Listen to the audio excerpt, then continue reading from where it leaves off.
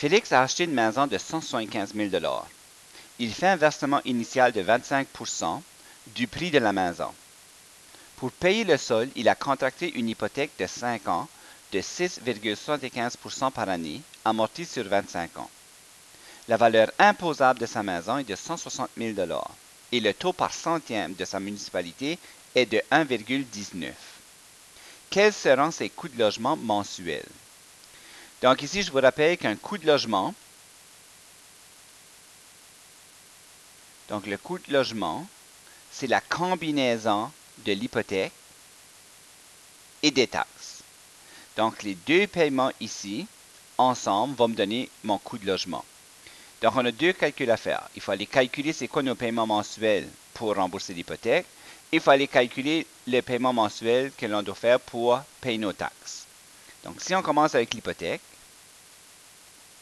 donc il faut aller voir combien d'argent qu'on a emprunté de la banque. La valeur de la maison était de 175 000 $, mais on a fait un dépôt initial de 25%.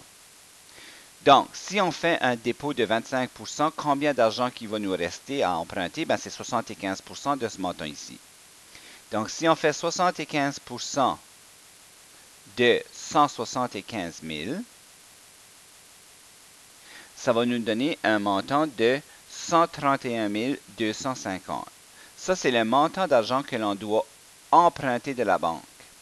Donc, ce montant-là, 131 250, je dois le diviser par 1000 $ pour savoir combien de 1000 $ qu'on a emprunté.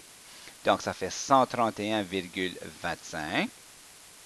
Et ensuite de ça, le 131,25 doit être multiplié par une quantité que l'on prend dans la table d'amortissement.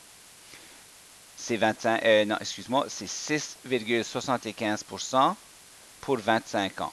Donc, on retourne dans notre table d'amortissement. 6,75 pour 25 ans. Donc, 6,75 pour 25 ans, ça fait 6,85. Donc, il faut revenir dans notre calcul.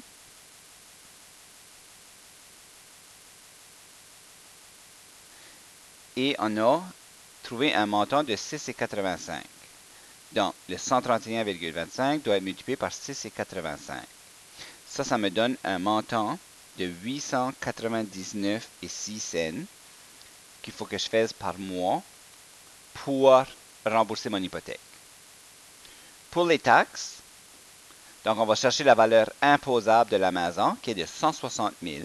Donc on prend le 160 000 et on va le diviser par 100 ou par 1000, dépendamment si le taux est donné en centième ou en millième.